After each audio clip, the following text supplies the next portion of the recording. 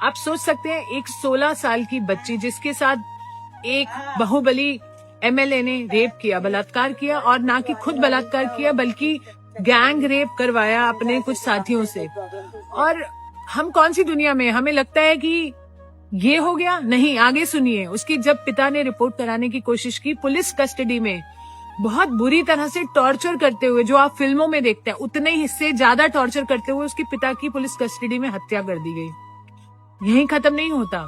जब किसी लॉयर ने उसका केस लड़ना चाहा, तो जब उस लॉयर की गाड़ी में बैठकर ये पीड़िता जा रही थी अपने न्याय की मांग के लिए, वो गाड़ी को 11 बार टक्कर करवा दी। 11 बार टक्कर खाने से उस गाड़ी में बैठे 4 सदस्य थे, जिसमें से 3 की ऑन स्पॉट डेथ हो गई, लॉयर की, इसकी मासी की, इसकी बुआ की, और ये बच्ची बच गई। आपकी रूह कांप उठेगी। और ये बच्ची कैसे बची है, मैंने इसको अस्पताल में तब देखा है जब ये क्रिटिकल केयर में थी 7 साल पहले, और उठ नहीं पा रही थी, वेंटिलेटर पर थी। 6 महीने जब वो उस वेंटिलेटर आईसीयू में रही, उसके बाद उसने अपनी हिम्मत जुटाई और अपना केस लड़ना चाहा। उस मुजरिम को उम्र कैद की सजा हुई। इतना कुछ खोया इस बच्ची ने।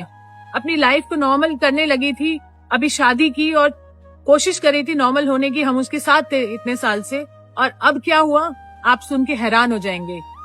उस आरोपी को बरी कर दिया गया। आप सुन पा रहे हैं, उसे बरी कर दिया गया। और एक्सक्यूज, ये नहीं कि बलात्कार प्रूव नहीं हुआ, बलात्कार प्रूव हुआ है, पर क्योंकि कोई कानूनी दावपेच थे जो उसे बचा सकते थे, फालतू के हाईकोर्ट ने ऐसी ऐसी दलीलें दी हैं कि आप सुन के हैरान हो जाएंगे कि वो एक पब्लिक सर्वेंट नहीं है, या फिर ये बच्ची माइनर नहीं थी, और कोर्ट के पास टाइम नहीं है। इतनी फालतू चीजें बोलकर उसे बरी कर दिया गया। आप सोच सकते हैं, आपको गुस्सा आ रहा है? अगर नहीं आ रहा तो आना चाहिए, क्योंकि बेटियां हमारे सबके घर में है, और ये हिंदुस्तान की बेटियों की बात कर रहे हैं हम।